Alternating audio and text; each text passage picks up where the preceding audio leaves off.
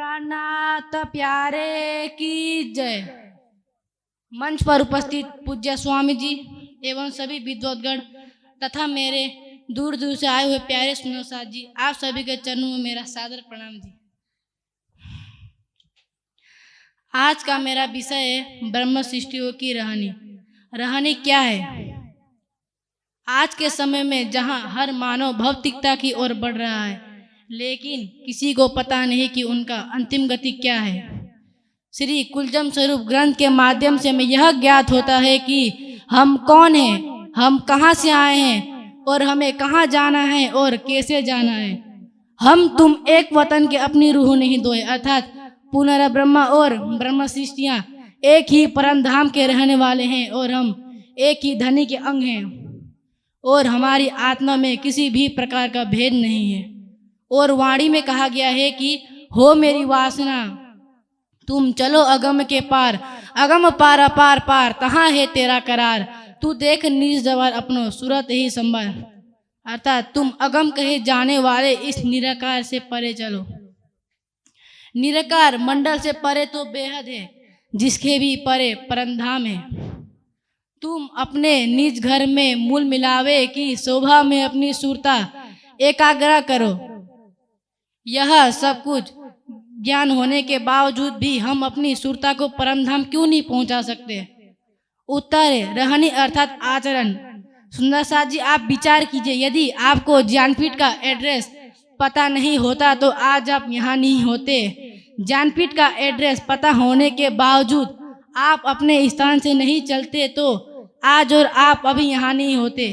इसी प्रकार ज्ञानपीठ का एड्रेस मतलब वाणी का ज्ञान है और अपने स्थान से यहाँ आना रहनी है। धाम धनी श्री इंद्रावती जी के धाम हृदय में विराजमान होकर ब्रह्म सृष्टि के लक्षण बताए हैं। रहवे निर्गुण होए के आहार भी निर्गुण, साप दिल सुहागिन कभू न दिखावे कीन। ब्रह्म सृष्टि कितने प्रकार से निर्गुण होकर रहती है, उनका भोजन भी सात्विक होता है और उनके मन में किसी के प्रति छल कपट नहीं होता और वह कभी किसी का दिल नहीं दुखाती। वह खोजे अपने आप को, वह खोजे अपनो घर, खोजे अपने खसम को, खोजे दाखिर आखिर, खोजे दिन आखिर। ब्रह्म सृष्टि कितने प्रकार से निर्गुण, ब्रह्म सृष्टि कितने प्रकार से निर्गुण होकर रहती है। ब्रह्म सृष्टि तो पहले अपना खोज करती है कि मैं कौन हूँ, मेरा आत्मा का प्रियतम कौन है, मेरा मूल वास्तविक घर कौन सा है और मुझे जाना कहाँ है। क्या सुंदर साथ जी, जो भी हमें धाम धनी ने वाणी ने बताया था उसे हम अपने आचरण में उतार रहे हैं।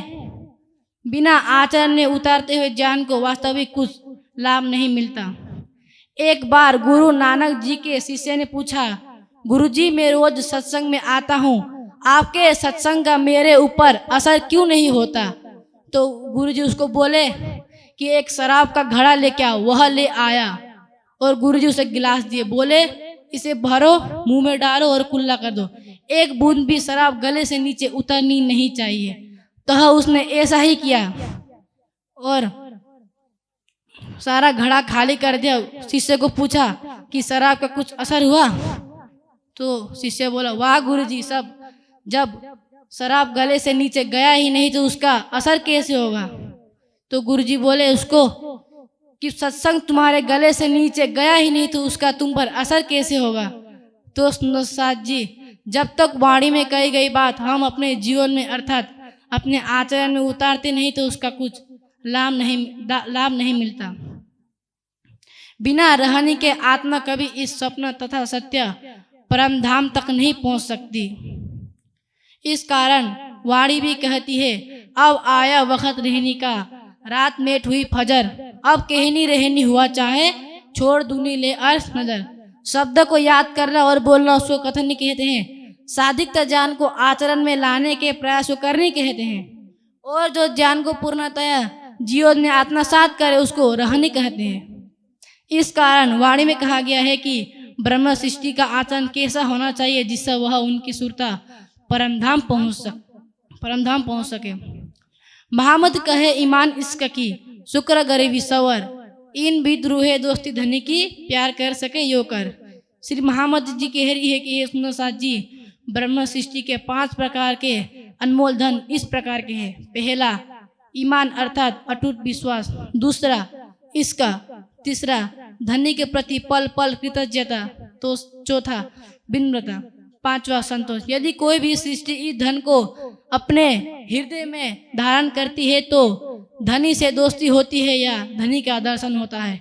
इस प्रकार हमें यह ज्ञात होता है कि हम आत्मा हैं, हमारा घर परम धाम है जो निराकार और बेहद से परे हैं।